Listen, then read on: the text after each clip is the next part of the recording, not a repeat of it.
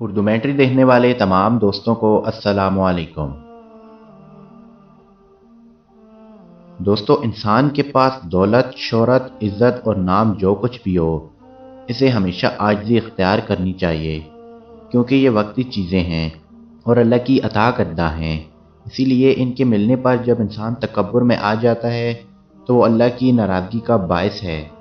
اسی لیے اس تکبر سے ہر حال میں بچنا چاہیے۔ اسی کے متعلق حضرت شیخ سعدی رحمۃ اللہ علیہ کی ایک حکایت بیان کرتا ہوں۔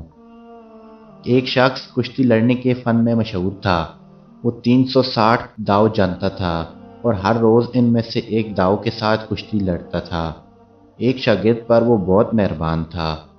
اس کو 359 داؤ سکھا دیے اور صرف ایک داؤ اپنے پاس رکھا، یعنی وہ اسے نہ سکھایا۔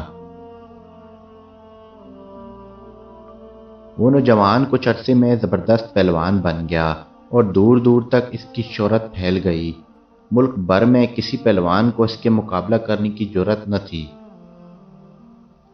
ایک دفعہ اس نوجوان نے اپنی طاقت کے ذہن میں بادشاہ وقت سے کہا کہ استاد کو مجھ پر جو فوقیت حاصل ہے وہ اس کی بزرگی اور تربیت کے حق کی وجہ سے ہے، ورنہ میں قوت اور فن میں اس سے کم نہیں ہوں۔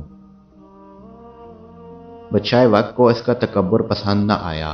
اس نے استاد اور شاگرد میں کشتی کرانے کا حکم دیا۔ مقررہ دن کو اس دنگل کے لیے شاہانہ انتظامات کیے گئے اور اسے دیکھنے کے لیے بادشاہ، حکومت کے عہدیدار، دربار کے افسران اور ملک بھر کے پہلوان جمع ہوئے۔ نوجوان مست ہاتھی کی طرح دنگل میں آیا۔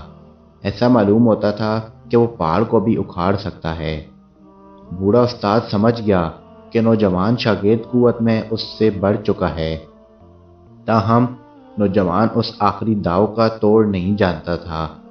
استاد نے وہی داؤ استعمال کیا اور نوجوان کو دونوں ہاتھوں سے سر پر اٹھا لیا اور پھر زمین پر پٹخ دیا۔ ہر طرف سے واہ واہ کا شور مچ گیا اور نوجوان کا تکبر خاک میں مل گیا۔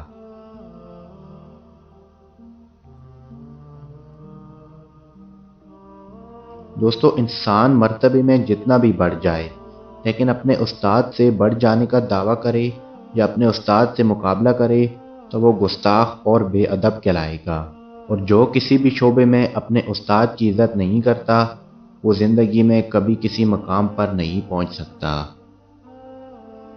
اگر آپ جانتے ہیں کہ کسی شخص کا علم آپ سے کہیں زیادہ ہے تو اس سے سیکھنا چاہیے، نہ کہ مقابلہ کرنا چاہیے۔